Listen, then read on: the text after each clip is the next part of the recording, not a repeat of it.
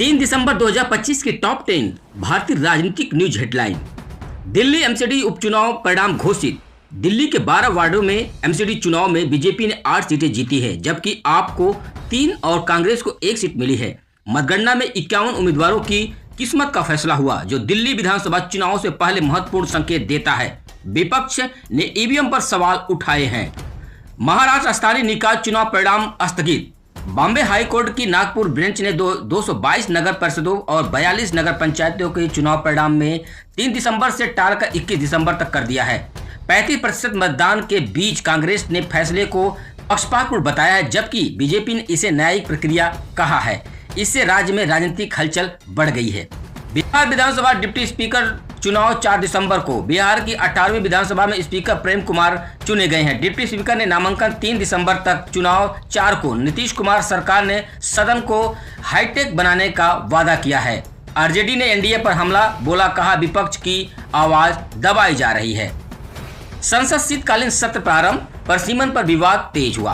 19 दिसंबर तक चलने वाले सत्र में दक्षिणी राज्य परसीमन बिल पर हमलावर डीएमके और अन्य दलों ने कहा है कि यह उत्तर भारत को फायदा देगा। सरकार ने 10 विधेयक पेश किए, जिसकी योजना बनाई गई है। विपक्ष ने एसआईआर, वायु प्रदूषण और वंदे मातरम मुद्दों पर हंगामा की चेतावनी दी है। सीईसी ज्ञानेश कुमार ने संभाली है आइडिया अध्यक्षता। भारत के प्रमुख चुनाव आयुक्त ज्ञानेश कुमार ने स्वीडन में इंटरनेशनल आइडिया की परिषद की अध्यक्षता ग्रहण की है। यह वैश्विक लोकतंत्र मजबूत करने की मंच है। विपक्ष ने इसे भारत की वैश्विक छवि मजबूत करने का श्रेय दिया है, जबकि सत्ताधारी दलों ने चुनाव प्रक्रिया का पारदर्शिता पर जोर दिया है।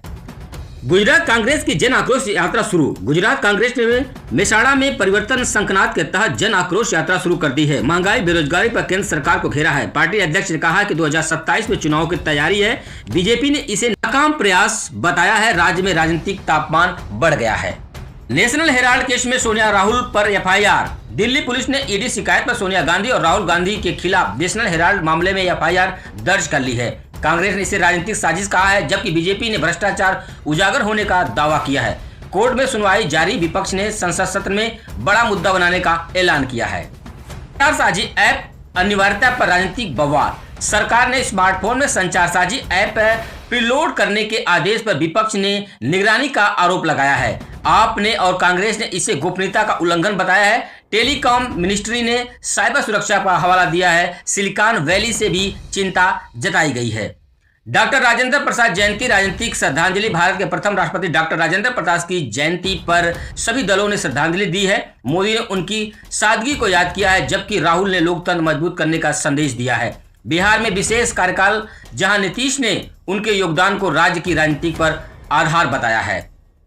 स्टेटहुड मांग। सोनम वांगचुक गिरफ्तार। एनएसए के तहत सोनम वांगचुक की गिरफ्तारी पर कांग्रेस ने केंद्र सरकार पर हमला बोला है। लद्दाख स्टेटहुड की मांग को लेकर तेज हो गई है। विपक्ष ने इसे संघीय ढांचे का उल्लंघन कहा है। सरकार ने कानून व्यवस्था का हवाला दिया। क्षेत्र में तनाव बढ़ गया है। आज की ताजा खबर देख रहे हैं आप भारत में 24 राजेश यादव के साथ।